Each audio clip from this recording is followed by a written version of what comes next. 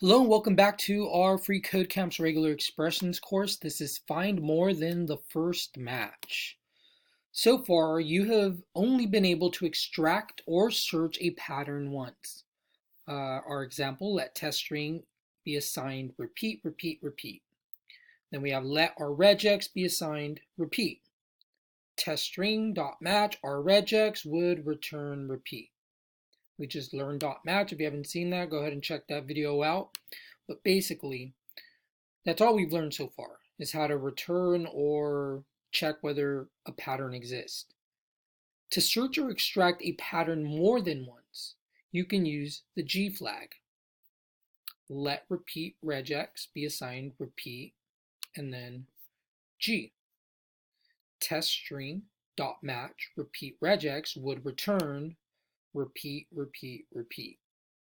So it would extract all instances that it finds. Using the regex star regex, find and extract both twinkle words from the string twinkle star. Note, you can have multiple flags on your regex like search GI. We learned I in the last one, which is ignore. Here we're learning we can have multiple ones and we would just do it like that. So what we're going to want to do is using star regex, find and extract both twinkle words.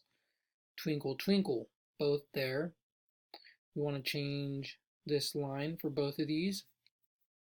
Why do we want to change this one? Well, because the pattern isn't here. We want to extract both twinkles. We can do GI. Let's see, change this line. So now that's saying look for all cases of twinkle and ignore case. That's why I didn't bother. Well, it doesn't matter since we're finding this uppercase one and lowercase one. Here all we want to do is twinkle star dot match and star regex console.log to see what we're doing exactly. And we got twinkle, twinkle. So run test. We did pass.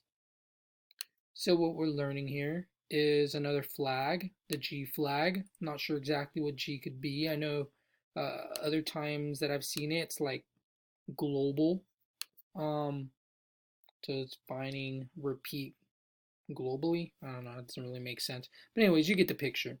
We can find all instances, or yeah, find all the times that we see a pattern within a string using the G flag.